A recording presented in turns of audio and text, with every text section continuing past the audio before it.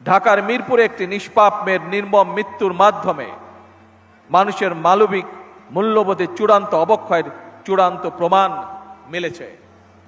প্রিয় উপস্থিতিবৃন্দ, প্রিয় ভাই বোনেরা, এ বিষয়ে একটি কথা আজকের এই অনুষ্ঠানে আমি পরিষ্কারভাবে আপনাদের সামনে তুলে ধরতে চাই। এই ধরনের শিশু নির্যাতন বা নারী নির্যাতন বর্তমান সরকার কোনোভাবেই মেনে নেবে না এবং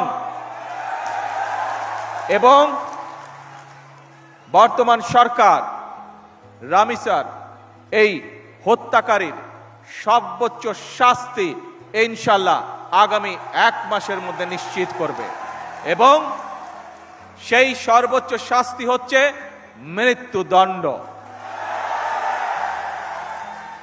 যাতে করে ভবিষ্যতে আর কোনো ব্যক্তি মানুষ এইভাবে শিশু বা নারী নির্যাতন করার সাহস না পায়। রামিসার কথা বলতেই কান্নায় ভেঙে পড়লেন জাইমা রহমান। ছোট্ট রামিসার নির্মম হত্যাকাণ্ডে কেঁদে উঠেছে পুরো দেশ। আর এবার রামিসার বিষয়টি নিয়ে বলতে গিয়েই কান্নায় ভেঙে পড়লেন ব্যারিস্টার জাইমা রহমান। রামিসার ঘটনা তুলে ধরতে গিয়ে তিনি বলেন, একটি শিশুর নিরাপত্তা যদি আমরা নিশ্চিত করতে না পারি তাহলে সমাজ হিসাবে এটা আমাদের ব্যর্থতা। আর একটা মানুষ কতটা নিচে নামলে এই জঘন্যতম কাজটা করতে পারে। যে এই জঘন্যতম কাজটা করেছে আমি তার সর্বোচ্চ সাজা দাবি করছি। এ সময় জাইমা রহমানের কথা শুনে উপস্থিত অনেকেই কান্নায় ভেঙে পড়েন এবং সেখানে উপস্থিত নারী ক্রিকেটাররাও জাইমা রহমানের কাছে রামিসার দ্রুত বিচার দাবি করার আহ্বান জানিয়েছেন। আর রামিসার জন্য আপনারাও কমেন্টে লিখুন বিচার।